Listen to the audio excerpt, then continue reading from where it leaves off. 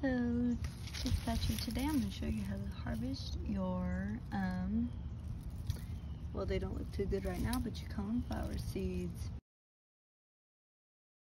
First of all, what you want to look for is that all or most of the petals are just gone. It's best if they're all gone.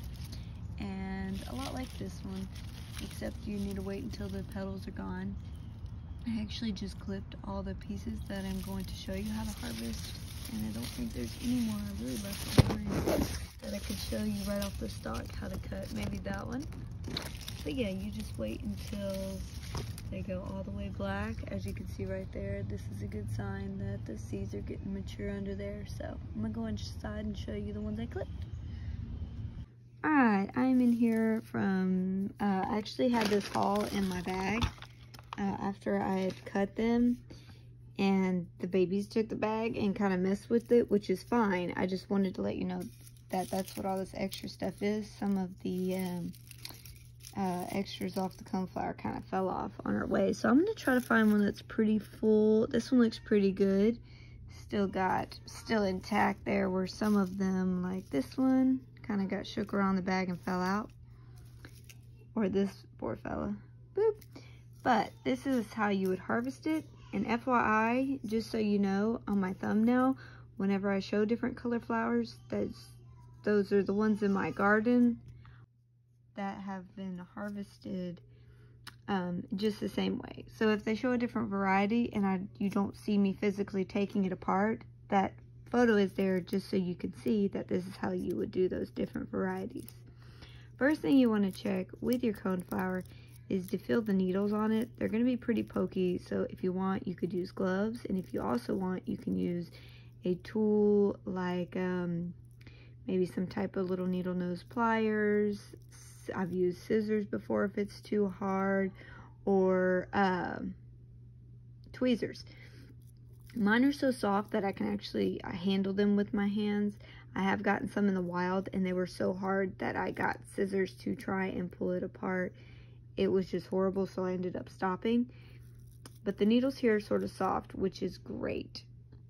Also, what I wanted to mention is that if they are hard like that, that may be because they're wild and they're getting that full sun. It was in a full sun area. Maybe it's getting full sun, little to no rain.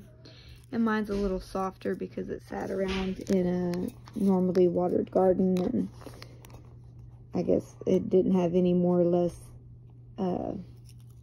type of sun. But yeah, so here is how I do it. I usually start with grabbing a clump of these needles, and I pull them back and forth and take them off, creating what looks like little bald spots in the plants.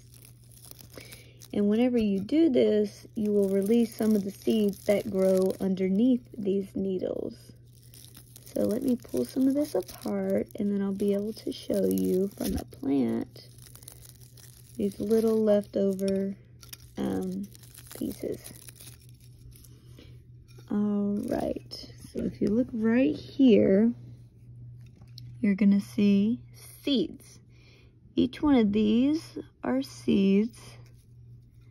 And I'm going to try to see if I can show you maybe a bad seed, something that you wouldn't want to pick out. These needles can be discarded, and any of this extra little pieces. This right here would be considered a bad seed. If you look, it doesn't even really look like one, but it's definitely a seed.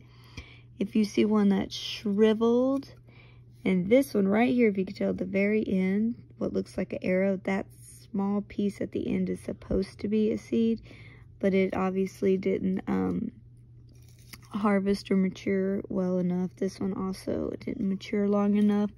So you're really just looking for these nice, cold, kind of like a golden brown colors. That one's a little too pale, so they can be too pale as well as too dark. There's another one. And yeah, I'll just show you up close what they kind of look like. Let's see. Whoop. So that's what it would look like up close. I was trying to show you the itty bitty top of it. Usually has, looks like a little hollow hole. There you go. So that's what a good seed should look like. Like I said, there's the bad ones. Each head, depending on its maturity, if it's a good head, it could have anywhere from 50 to over 100 seeds in each one.